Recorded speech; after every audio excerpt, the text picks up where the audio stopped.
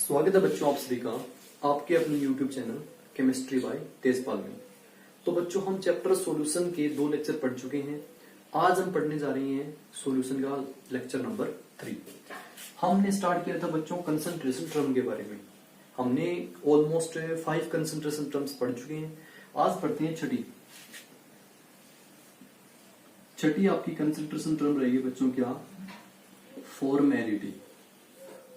Formality बच्चों क्या होती है, देखिए इससे पहले जो हमने 5 टर्म पढ़ी है वो एक बार आप अच्छे से देख लीजिए। अगर आपने वीडियो लेक्चर नहीं देखी है प्रीवियस तो वो एक बार जाके देखिए। ये लेक्चर आपको तभी समझ में आएगा जब आप पिछले लेक्चर एक बार देख चुके होंगे। तो फॉर्मेलिटी क्या होता है बच्चों, फॉर्मेलिटी होता है फॉर्मूला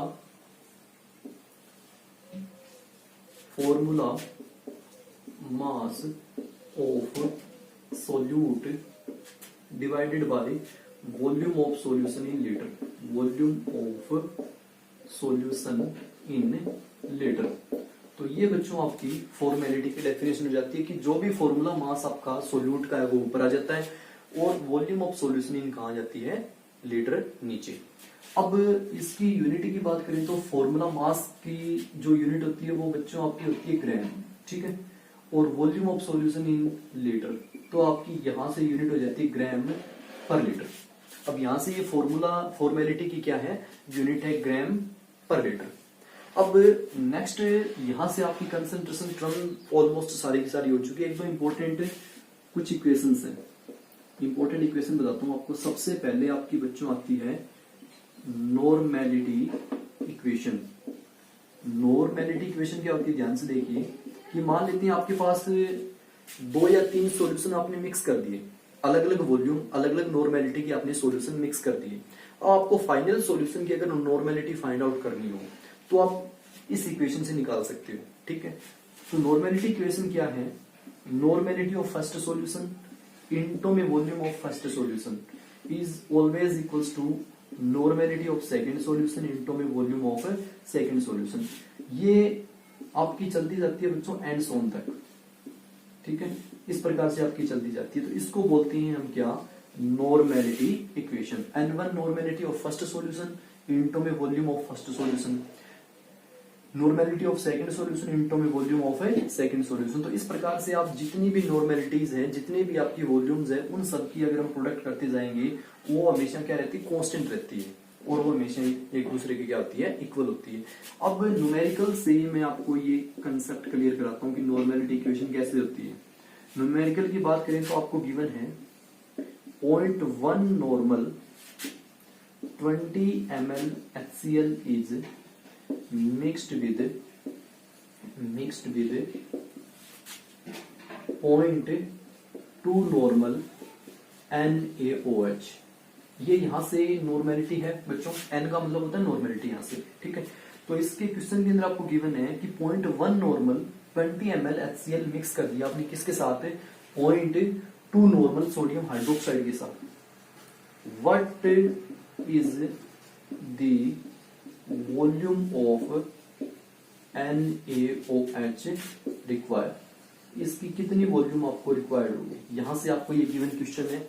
यहां से आपको ये 3 चीजें गिवन है कि फर्स्ट सॉल्यूशन की आपको नॉर्मेलिटी गिवन है, उसकी वॉल्यूम गिवन है। सेकंड सॉल्यूशन की आपको नॉर्मेलिटी गिवन है, उसकी वॉल्यूम पूछे कि उसकी वॉल्यूम कितनी होगी। यहां से तो करते हैं सोल्व बच्चों इस क्वेश्चन को। तो सबसे पहले आपको देखिए यहां से आपको पता चल गया होगा कि यहां से 2 नॉर्मेलिटी गिवन है, 1 वॉल्यूम गिवन है, दूसरी वॉल्यूम पूछी है तो नॉर्मेलिटी इक्वेशन ही अप्लाई होगी। तो according to normality equation N1V1 is always equals to N2V2। अब N1 मतलब फर्स्ट सॉल्यूशन की नॉर्मेलिटी कितनी आपकी 0.1 नॉर्मल इनटू में वॉल्यूम ऑफ फर्स्ट सॉल्यूशन कितनी है 20 ml। अब देखिए सेकंड के ऊपर आइए N2V2। N2 मतलब नॉर्मेलिटी ऑफ सेकंड सॉल्यूशन कितनी गिवन आपको 0.2 नॉर्मल, बट वॉल्यूम तो नहीं गिवन है, पूछिए आपसे, तो इसको आप लिख दीजिए क्या V2।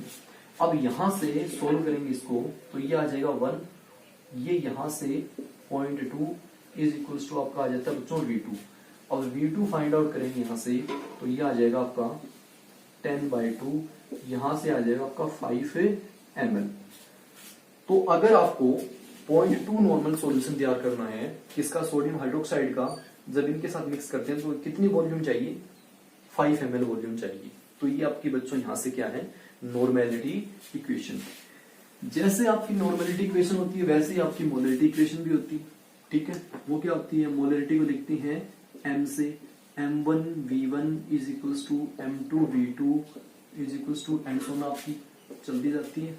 इसको हम क्या बोलते हैं, मोलरिटी इक्वेशन। तो ये बच्चों यहां से आपकी क्या है, मोलरिटी इक्वेशन। तो इस प्रकार से हमने सारी की सारी कंसंट्रेशन टर्म पढ़ चुके हैं।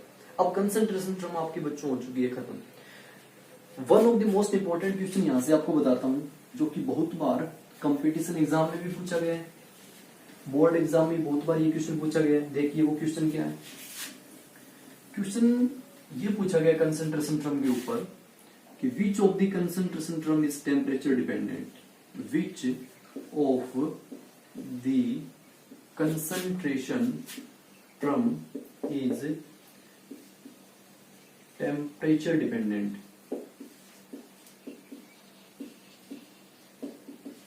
ठीक है बच्चों, क्वेश्चन समझिए ध्यान से।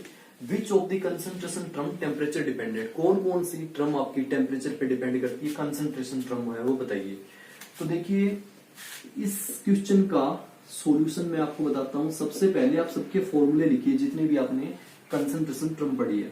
सबसे पहले आपने पढ़ा है क्या, नॉर्मेलिटी। नॉर्मेलिटी सबसे पहले स्टार्ट करते हैं, एन से लिखते हैं। क्या होता है, ग्राम इक्विवेलेंट ऑफ सोल्यूट बटे में volume of solution in litre, नीचे था फर्स्ट कंसंट्रेशन टर्म। सेकंड आपकी थी क्या, मोलरिटी। यहां मैं लिखता हूं क्या, मोलरिटी। कैपिटल एम से लिखते हैं, क्या था, number of moles of solute ऊपर था, बटे में volume of solution in litre नीचे था बच्चों। ये यहां से आपकी क्या है, नॉर्मेलिटी। थर्ड कंसंट्रेशन टर्म आपने पढ़ी है मोलेलिटी। मोलेलिटी क्या होती है, वो वही है, ऊपर तो number of moles of solute. इन दोनों में मैंने आपको डिफरेंस बताया था कि ऊपर तो दोनों में सेम रहता है, बट मोलरिटी में नीचे volume of solution in litre होता है, बट मोलरिटी में weight of solvent in KG में होता है। फोर्थ आपने पढ़ी है अभी क्या, फॉर्मेलिटी। फॉर्मेलिटी बच्चों क्या होती है, फॉर्मेलिटी होती है ग्राम्स ऑफ सोल्यूट ऊपर और नीचे आपका होता है volume of solution in litre. तो मेनली ये आपकी 4 कंसंट्रेशन टर्म है। अब ध्यान से देखिए क्वेश्चन ये है, इनमें से कौन सी आपकी कंसंट्रेशन टर्म टेम्परेचर डिपेंडेंट है। टेम्परेचर डिपेंडेंट मतलब अगर हमने टेम्परेचर इंक्रीज कर दिया या डिक्रीज कर दिया तो कौन सी टर्म वो चेंज होगी। एक चीज देखिए, अब volume of solution in litre, volume of solution in litre, 3 concentration term ऐसी है जिनके डिनोमिनेटर में volume of solution in litre है। आपको हमेशा पता है कि जब भी हम टेम्परेचर चेंज करते हैं तो वॉल्यूम हमेशा चेंज होती है। तो जब भी आप टेम्परेचर चेंज करोगे तो आपकी नॉर्मेलिटी भी चेंज होगी, क्योंकि वॉल्यूम इन सॉल्यूशन है, इन लीटर है, तो वॉल्यूम चेंज होती है टेम्परेचर के साथ। इस केस में भी, मोलरिटी के केस में भी आपकी कंसंट्रेशन टेम्परेचर के साथ चेंज होगी। क्यों, क्योंकि volume in solution in litre है, ये भी वॉल्यूम भी चेंज होता है टेम्परेचर के साथ। इस केस में भी टेम्परेचर अगर आप चेंज करोगे तो वॉल्यूम है वो चेंज होगी। बट इस केस में आप ध्यान से देखिए, इसमें मोलरिटी में ऊपर तो नंबर ऑफ मोल्स है और नीचे weight of solvent in kilogram है। वेट कभी भी टेम्परेचर के साथ बच्चों चेंज नहीं होता। तो यहां से आप कहोगे ये टेम्परेचर डिपेंडेंट आपकी नहीं है। ये भी और ये भी, ये तीनों टर्म आपकी टेम्परेचर डिपेंडेंट है, क्योंकि तीनों में डिनोमिनेटर में आपका वॉल्यूम है और वॉल्यूम है। But in molarity there are weight of the solvent in kilogram which does not change with temperature. तो इस प्रकार से इस क्वेश्चन का आंसर आपका रहेगा कि ओनली मोलरिटी ऐसी टर्म है जो टेम्परेचर डिपेंडेंट नहीं है, बाकी टर्म आपकी टेम्परेचर डिपेंडेंट है। इस प्रकार से ये आपका लेक्चर यहाँ से खत्म। अगर आपको वीडियो अच्छी लगी है तो सब्सक्राइब करना न भूलें चैनल को। Thank you.